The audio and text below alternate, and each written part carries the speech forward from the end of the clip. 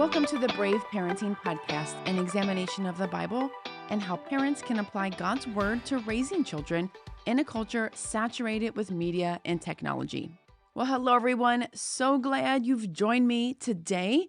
So, listen, last week we talked about the Australian social media ban. I'm sure you've probably heard at least something about it. If you haven't listened, do go back and listen. I think it's really fascinating to hear both sides of the arguments.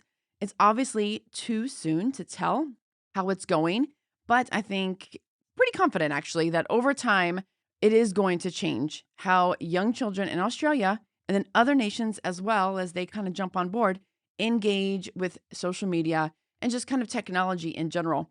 I was just reading Jean Twenge's Substack, and if you don't remember who Jean Twenge is, she is the author of iGen, which came out I think in like 2016. Her book That book, iGen, had a profound effect on me as I began this ministry. And Jean Twenge also works with Jonathan Haidt very closely with the anxious generation and all of that. What her recent Substack article, she talked about how all the critics of the Australian social media ban are wrong, and she kind of refuted those arguments as well.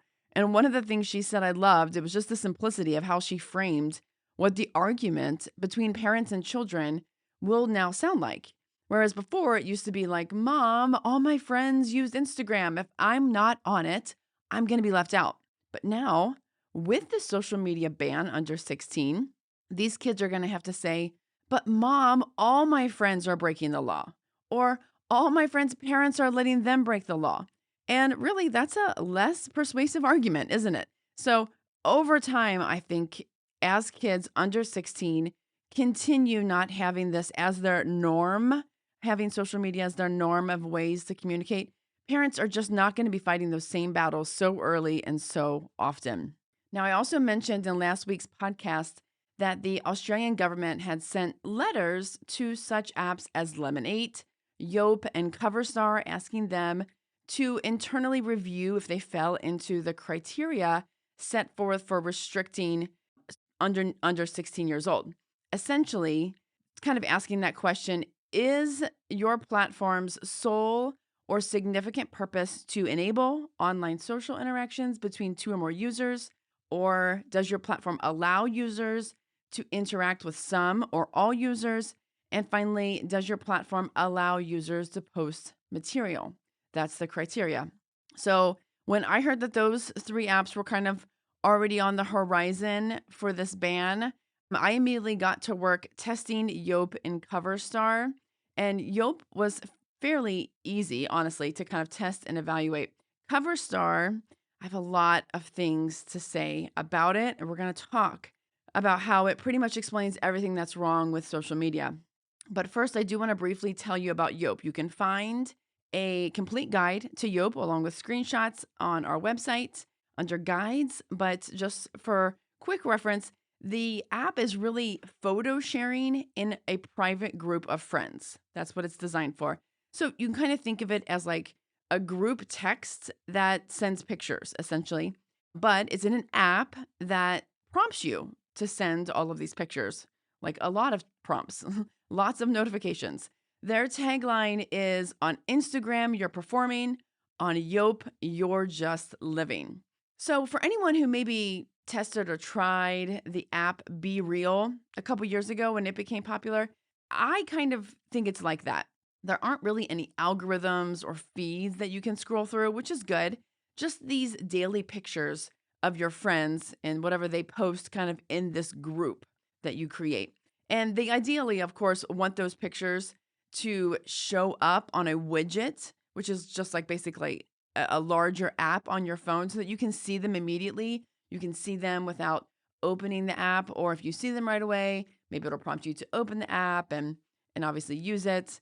Essentially, they want you to kind of get more easily distracted because it's going to come straight to your phone. You can't really turn those notifications off. Well, you can, but they don't want you to. I do like the fact that there aren't any filters to edit the pictures, but I, again, don't like the amount of notifications. The app constantly prompts you to actually, they even say it, to overshare with your friends. And so when I installed the app on my testing phone, I think it's still getting constant notifications reminding me to take pictures to send. I didn't even create a group when I was testing it. To that end, They also have streaks, of course, like what app doesn't have streaks these days? So there's that. Aesthetically, I thought that the app was not appealing at all. It felt very chaotic, but overall, the general safety of the app seemed pretty benign. Like it was fine. I didn't notice any ways that it could addict you necessarily, but I do have a sense that as they grow in popularity, they're going to advance their features to really kind of exclude a lot of these current positives, such as no photo filters. And then they're going to add things that young people actually want, such as disappearing pictures. So I ended up in the end kind of rating it like 16 plus as the app stands right now, but it definitely still needs some boundaries and parental oversight. But considering what we're going to talk about next, which is Coverstar, it is pretty safe, pretty benign. Now, let's talk about Coverstar. This app, y'all, I had not heard of it. It's not high in like the App Store downloads, so it's not really on my radar. I follow the top 200 downloads. As soon as there's an app that I think that young people are going to be jumping on, of course, I try and review it. So this one had escaped kind of my radar until I heard Australia talking about it. And again, I really believe that this app embodies everything that is broken with social media today. Now, I've written a guide as well for this one that's going to be available on the website, but I think it's really important that we talk about it because maybe you don't go to the website, but maybe you listen to the podcast. And I think it's really important to understand the foundation and the underlying kind of narrative that's occurring in society and that's affecting children, but especially our daughters, our girls, because this app really reveals what has become the accepted social script for preteen girls. And this script is not safe. It is, I would say, spiritually dangerous and even emotionally destructive. And as Christian parents, we need to recognize this underlying narrative that's occurring and really shield our girls from it. So here's the gist of Coverstar. The app was created by two men, Ryan So and Peter Moser. They both describe themselves to be proud dads who want to make a better world for their kids and their kids' entire generation. Now, the app is backed by a couple of venture capitalists. It seems like these two guys have kind of been in like tech development their entire careers. The app is often called Gen Alpha's social platform. On LinkedIn, its description reads, Coverstar is Gen Alpha's social platform aiming to become the Disneyland of social networks, providing a safe and positive space for young digital natives to connect and create. Now, I've also heard it called a safe TikTok for kids, and that in itself, I think, already tells you a lot. It's essentially a short form video platform that wants all of the TikTok features, but with a kind of quote unquote safer feel. And that's essentially, that's what they want you to think. They want you to think, oh, this is something new. This is something innovative and way safer than all those other platforms that you've, heard so much negative press on, like Snapchat, TikTok, and Instagram. And I think they, sort of implant this Disneyland language because they want you to think that this is a place that everybody loves to go to, right? This is a safe place for kids. You would not think of Disneyland as being a place that is going to harm kids. And just to point out, in case you aren't aware, Gen Alpha, that is the generation that falls behind Gen Z. They're estimated to be born anywhere between 2010 and 2013 is kind of like the start. So right now in 2025, the oldest of Gen Alpha would be like 15 and the young, or maybe as low as 12, and then all the ages below. And so they're truly saying that this is an app for children. If they're saying, hey, this is Gen Alpha's social platform, and this could be starting at 12, they're saying this is an app for kids. Now, they do have an age verification and a sort of parental consent that's required to accurately attest that you are under the age of 13.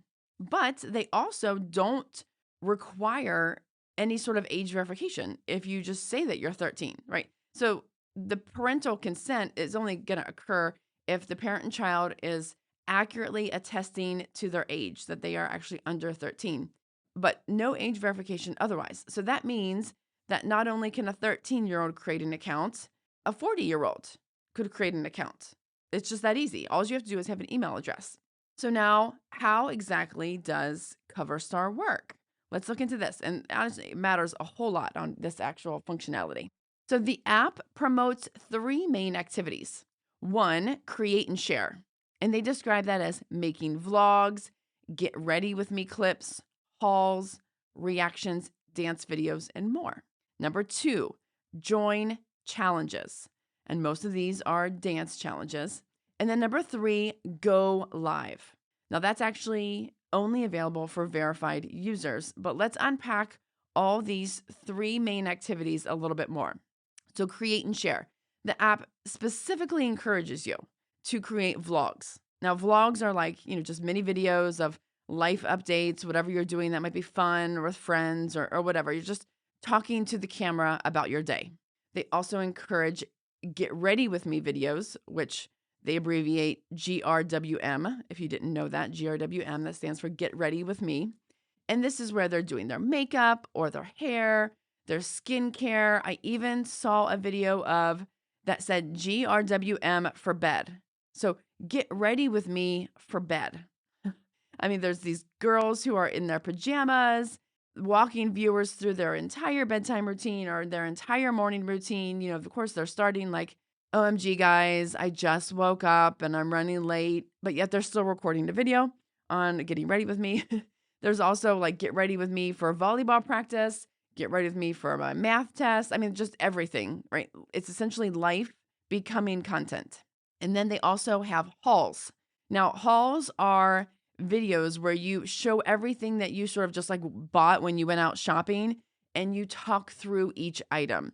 Now, these are really big and huge on YouTube and on TikTok, probably on Instagram, I guess, as well, especially popular around back to school time and Christmas time, which we all know is coming right up. You'll have lots of teens sort of doing their Christmas haul, going through every single gift that they have been given. And as we know, there's a wide range of what young girls across the world, right across the globe, could be getting for Christmas. So those are varied, very varied. Now, not everyone, though, can post this kind of content. In order to post these vlogs, get ready with me, and haul videos, you actually have to pay for a premium membership. And that is about $8 a month or $69 a year to unlock many of these posting features.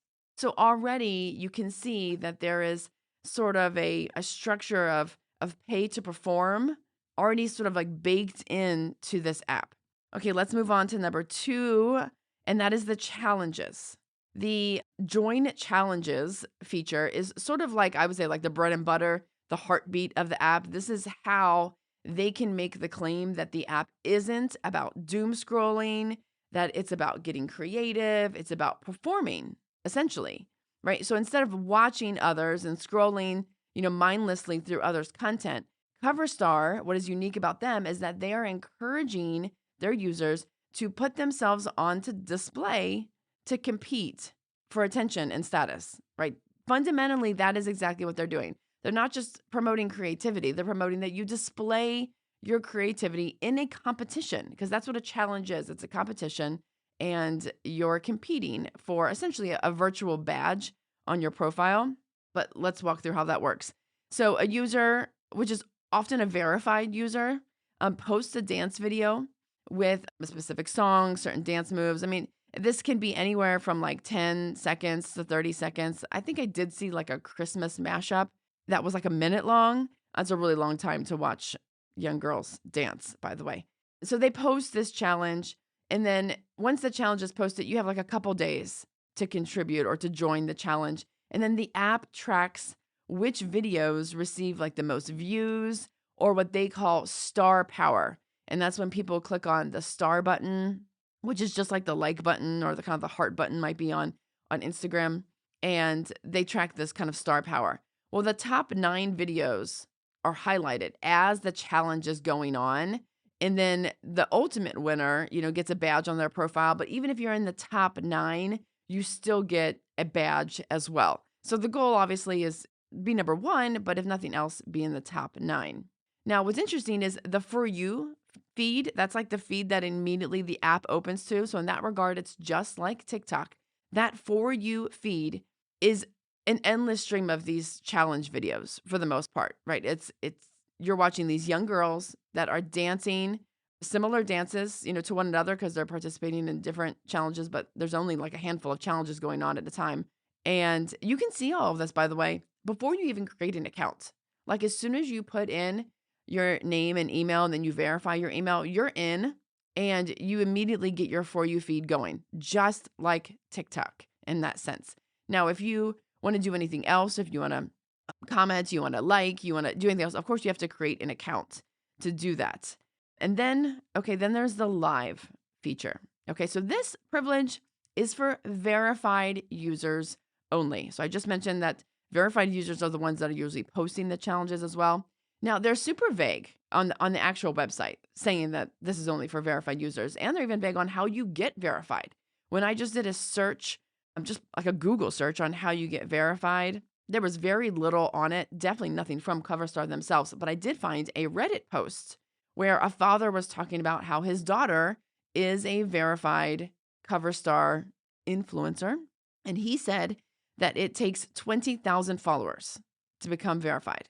Or if you are like an influencer on another platform somewhere, you can kind of get fast-tracked to verification on Coverstar because, of course, if you're an influencer somehow on YouTube or TikTok, they want you on their platform as well because you're going to bring people with you. So when you go live, like, which is, you can be doing anything. You could be doing a Get Ready With Me, but you're just doing it live. You can just be like, quote, talking to people, eating your dinner. It doesn't matter, whatever it is. When you're live and people join your live stream, your followers, your fans can send you virtual gifts. And those gifts are bought with star coins. Now, star coins cost real money. You can buy about 100 coins for about $1 and up to like 14,000 coins. I think you can get as the most at one time. And that's $100 for 14,000 coins. Now, I wasn't willing to buy any coins to test this out or to give it to someone in a live stream. So I'm not really sure how much stuff actually costs, like what it costs to send someone some virtual gift. Like, can you actually send something for 100 coins? My guess is it's not. It's probably 1,000 or something is my guess. Now, so when a girl goes live and performs and chats or whatever with her fans, and they give her these virtual gifts, she can then exchange that, convert that into real money. And I think there's like the dad on the Reddit feed was saying that, there's some sort of cut that Coverstar takes. But essentially, this turns into real money for the influencer. And one of the comments on this Reddit post was a dad who also said that his daughter didn't realize that it was real money that she was spending and racked up almost $1,500 in charges, which at some point the credit card had to go in. I'm not sure how that happened again. I didn't go into that, make that jump and actually pay for anything. So there's that.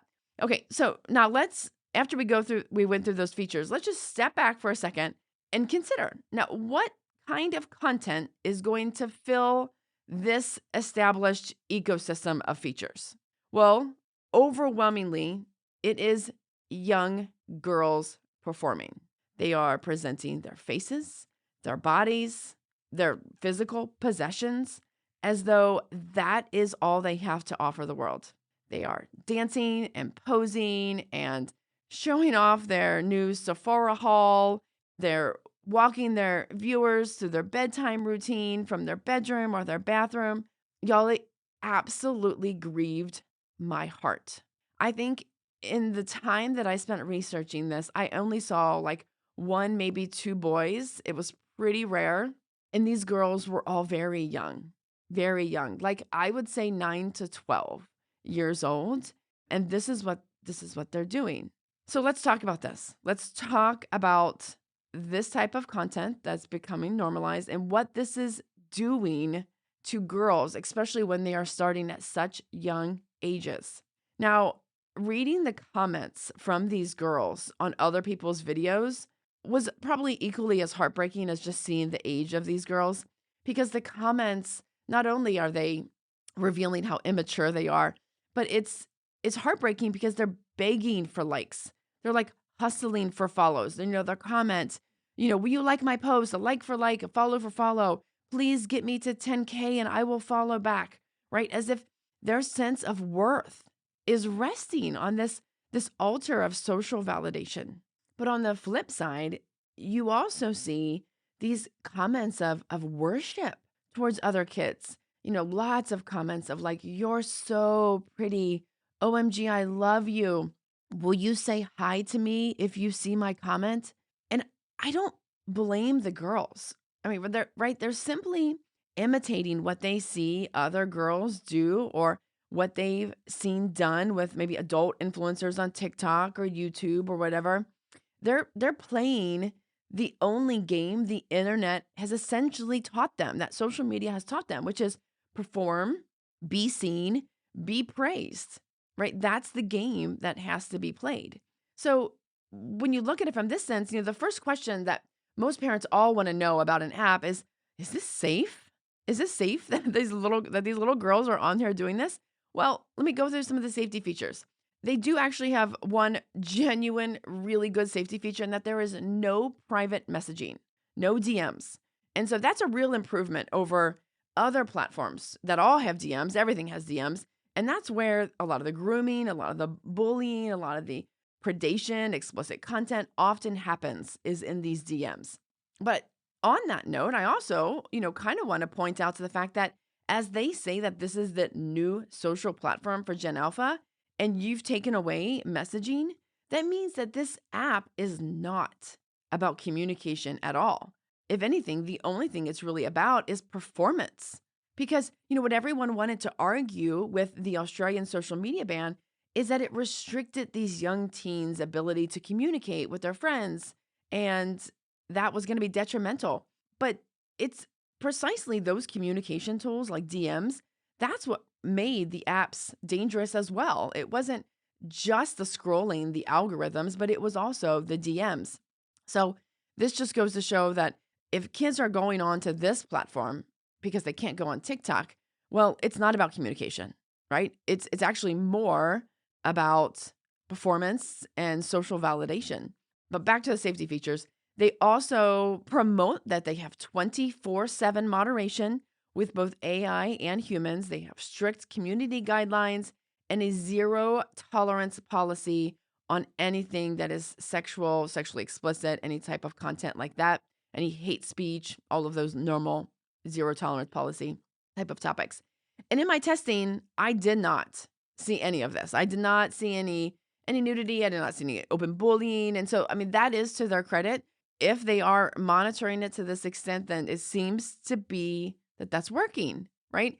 So they say that this is a safe and positive environment. And so in that regard, a lot of parents would then say, yeah, this is safe and this is positive because there isn't hate on here and there isn't grooming on here. But I think we have to ask a deeper question other than, is this app safe? We must ask, is this the life that we want for our preteen girls? Is this spiritually fruitful? And what sort of woman does this app train my daughter to become? Because here's what's really happening underneath. We've taken the influencer culture that has taken over the adult world and we've given it to these 9 to 12-year-olds, right? These women and older teens, they create content like dance videos, like get ready with me videos and haul videos. And a few become very successful and they build large followings and they make money through ads and brands. They essentially become like these everyday celebrities that everyone on social media wants to be. Like, I want to be paid to just be pretty. I want to be paid to be entertaining or persuasive with products. Like, that seems like a dream job for so many young people. And I know that not all influencers are like this, of course, but culturally, the pretty female influencer has been held up as like the model of female empowerment online, right? The women whose influence it rests solely on her beauty, her lifestyle, her sex appeal, and her ability to sell products. And you see, this is the model that has been placed in front of Gen Z that they have been viewing on social media for like the last decade. And what has that led to? I mean, I just think of a few stats right off the top of my head that I just recently read. Like, there's less high school girls that want to get married. In 1993, 83% of high school girls wanted to get married. Now, 30 years later, in 2023, that percentage was 61%. So that's a significant drop because boys pretty much stayed the same. The same amount of boys thought they were going to get married in 1993 as in 2023. And that research came from Pew. I'll link that in the show notes. And we also hear that young men are returning back to church. They are returning back to conservative values, but women are leaving the church at greater rates than their male counterparts. They're becoming more liberal in their beliefs and their values. And so we see them. Something's got to be causing this. And I think a lot of it is this influencer type of culture that women are consuming at such great rates. Now, this is just like a sample, right, of what we're seeing from Gen Z women. And so we have to really consider what's going to happen when Gen Alpha now takes that influencer culture and it's just given to them. It's like just put in the laps of our adolescent girls and called normal in these apps like Coverstar. What's going to happen? What kind of beliefs and values, how are they going to be shaped and changed? Well, research continues to show that this is especially corrosive for girls. There's lots of research out there, and I just did a few summary points. I'll link some of the research that I did read from the academic papers that I read, and it shows it disproportionately shapes young girls' identity, beauty norms, and their sense of self-worth because what they're seeing are unattainable, filtered images of essentially what it means to be female, what it means to be human, but to be a girl in this society. Well, the research shows that girls are more prone to upward social comparison, especially around appearance, that influencer posts fuel envy and life dissatisfaction, which is, I know, where a lot of that anxiety and depression come from. Another research point was that body image, self-worth, and mental health all suffer when girls constantly compare themselves to these idealized images and curated lifestyles. And that all makes sense because if you've seen influencer content, what is it that they're promoting? By and large, they're promoting like beauty and skincare, fashion, and like aesthetic living or wellness, fitness, dieting, some sort of like lifestyle glow up content or just luxury lifestyle, luxury goods. And the influencers glamorize these lifestyles, especially the products themselves. And when they're tied to like this wellness or beauty or goodness, even thinness, and then you have teens who consume this content and normalize it as though it's like a healthy pattern because they end up having like this kind of sick parasocial relationship with the influencer. Like they're worshiping this influencer. They're following everything this influencer is saying, regardless of whether or not it's a healthy pattern, whether or not it's good, right, or true. But they have a connection. They have this parasocial relationship where they trust this person more than they are going to trust other people. And this has been an ongoing problem, I would say, for maybe even millennials, but definitely our Gen Z girls. So in other words, like what we see, the entire influencer economy is it's built upon exploiting the vulnerabilities and insecurities of women and girls. And it trains them to live life as though your main objective is just to enhance or to upgrade and really just display yourself for public viewing. And you know what this is? This is objectification. They are being trained to objectify themselves, to say, there's no depth of my character and what I contribute to the world. Like all I'm worth is this beauty and this value and what I own and what I possess and how I can curate my life to look. I think this is detrimental to women of all ages, whether you're an adult, college age teenagers, but for sure, our precious preteen daughters. Now, I know that many will argue that, adult women, we don't really compare ourselves to influencers. Like we know their lives are exaggerated for content and none of it's real. And it's true. Like, a 30 or 40-year-old woman might scroll past and kind of just roll their eyes. But is a 12-year-old going to do the same? Is a 12-year-old going to have the maturity, wisdom, or self-worth to be able to just scroll past and be like, yeah, that's not real. No way, right? This is a young girl who's still asking, who am I? Am I pretty enough? Am I interesting enough? Am I worthy? Will anyone notice me? And the answer that we're giving is destructive. So now let's step back and take that like broader influence culture and then put it into Coverstar and see what we get. Here's what we get. We get verified kid influencers that are holding up their daily lives, their beauty routines, and their physical possessions as the standard for preteen life. And other girls around the world see this, and then they're trying to keep up, they're trying to outdo, or they're at minimum trying to copy them. And this is like a global competition and comparison cycle. But instead of happening at like 16, it's starting at 9, 10, 11. And my question, of course, is like, where do they go from here? As they get older, like for some, I mean, they're going to probably like continue on to TikTok and Instagram. There were many videos I saw from verified girls, and they were like, guys, I have such an exciting announcement. I now am on TikTok, so y'all need to come follow me on TikTok. And so obviously that's where they go next, and they're going to bring other people with them. For others, that constant training to monetize and present themselves as like consumable, like they are just nothing more than content. My fear is that it could draw them toward platforms like OnlyFans when they're 18. Now, I'm of course not saying that every Coverstar girl is destined for that path, but the pattern is already there, and it's deeply concerning, right? This pattern is perform, be watched, be viewed, be consumed, be praised, and then get paid. Like that's what the influencer culture is teaching these girls. And then speaking of that, like that brings me to the sort of sexuality content on Coverstar. And let me explain that. So Coverstar does, to their credit, repeatedly prompt users to not post anything that is sexual in nature.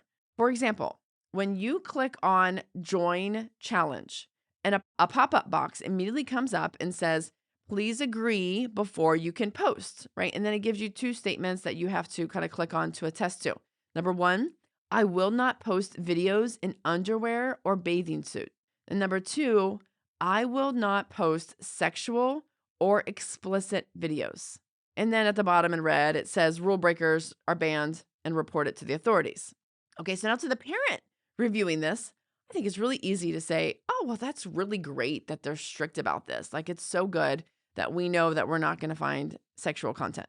But let's take a step back and realize that they are like 11, 12-year-old girls reading this. And reading this implicitly tells this young girl, 1, posting in your underwear or posting sexual content is a thing that people do.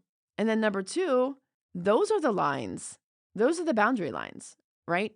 Where it's drawn. Like, okay, no underwear, no sex. Okay, got it.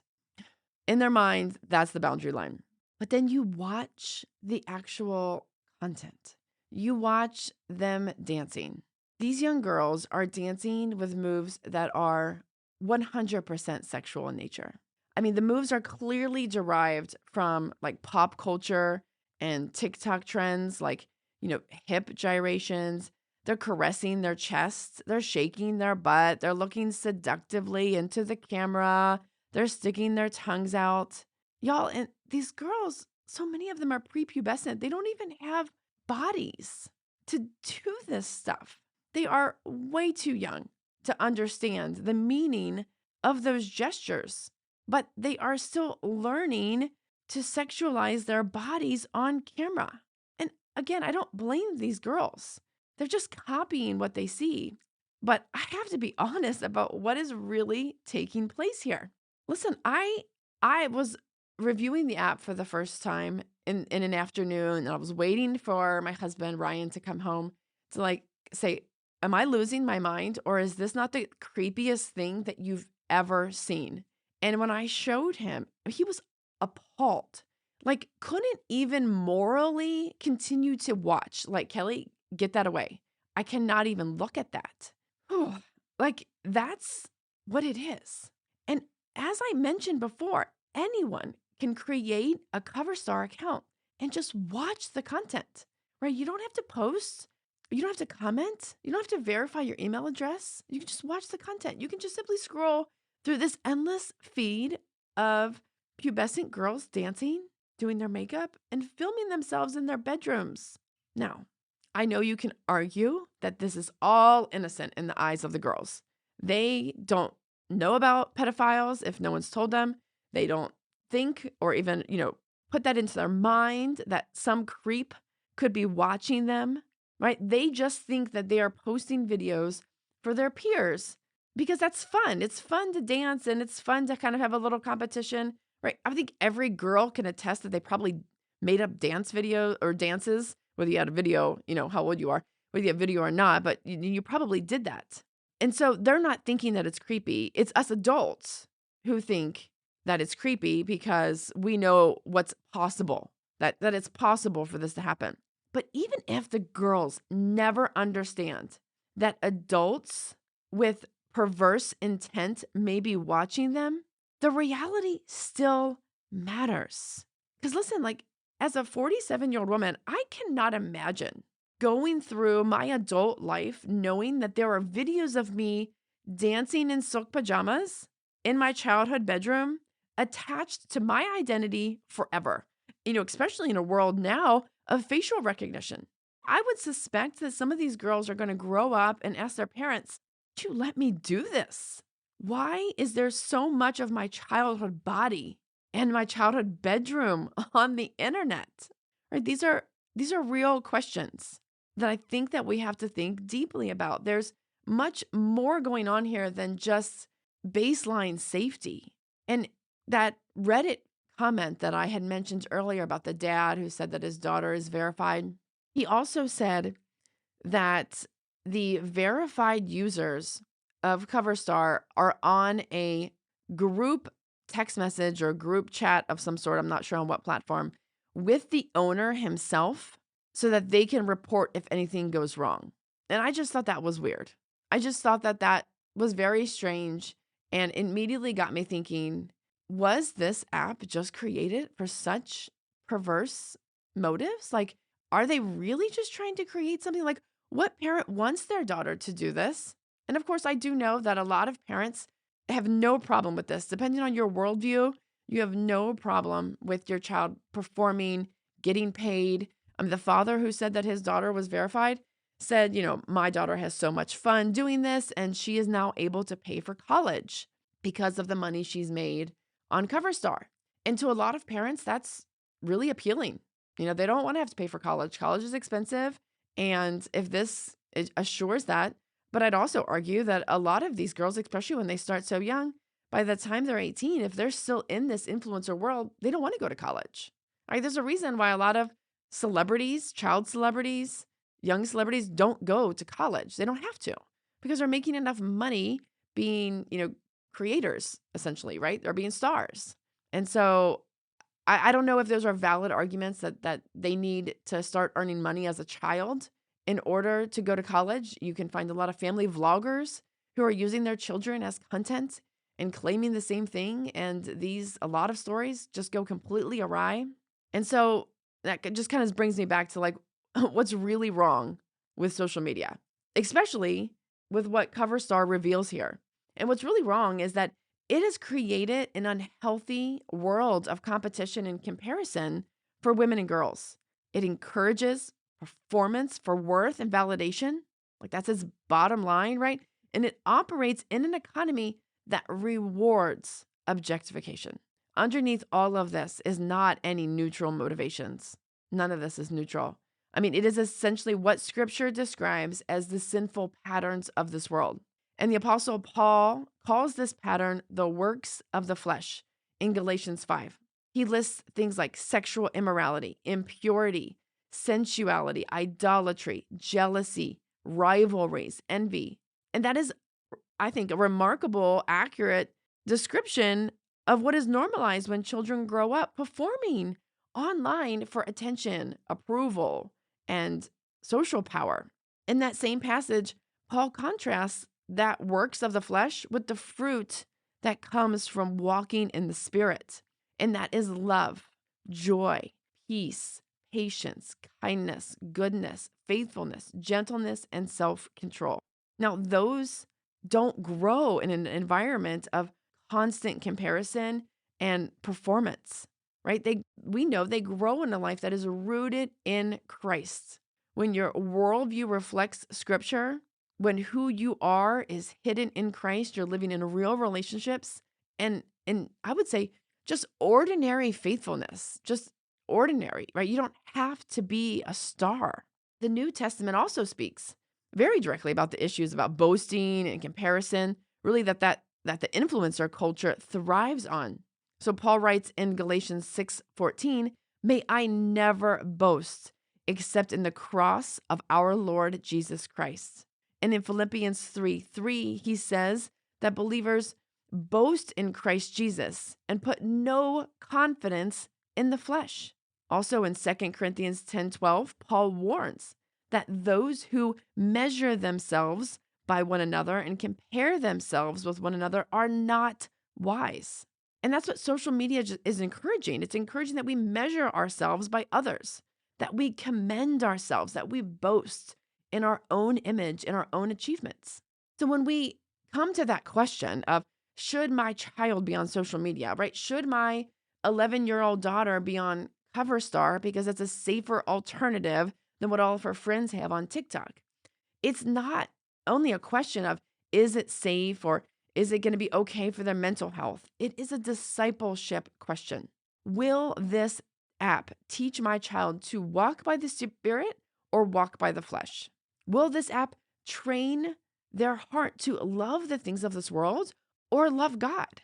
And will this app teach them to seek the approval of man or the approval of their Father in heaven, right? This is, I would say, more serious, more acute for our daughters, but it also shapes our sons. We can't disregard that fact. Boys who grow up in this same ecosystem, they might not be making dance videos, but they are learning to value girls primarily how they look and perform. And then they learn themselves to chase the same approval and to, sort of seek fame and platform themselves.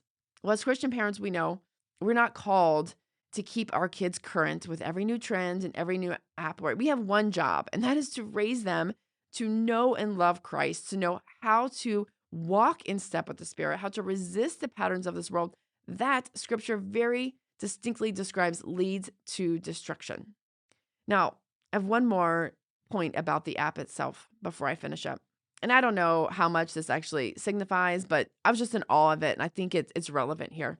So many of the girls' profiles on Coverstar noted in their profile their love for Jesus, right? And I found that there was like 15 to 20 Jesus-related groups that you could join with like 1,500 plus members. They were called like Jesus' disciples, Jesus' girls, Jesus for life, on and on. And my first thought was, oh, that's so awesome, right? Wow.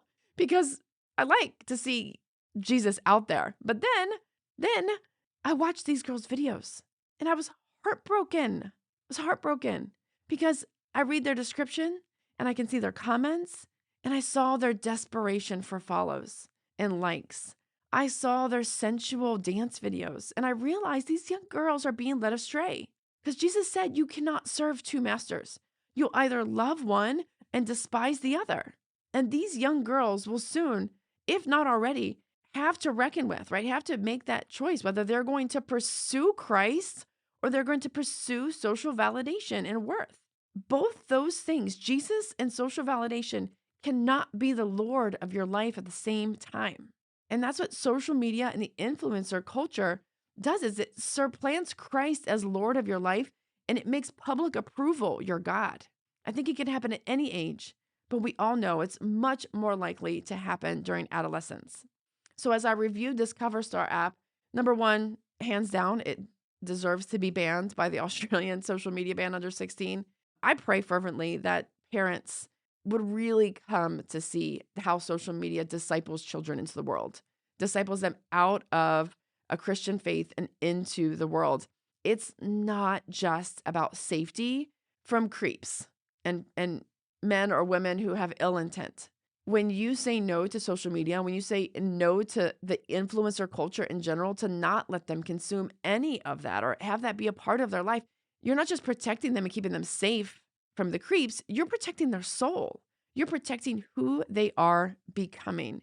And that is our role. That is especially, it's so important for us as Christian parents, but also to teach others around us to do the same.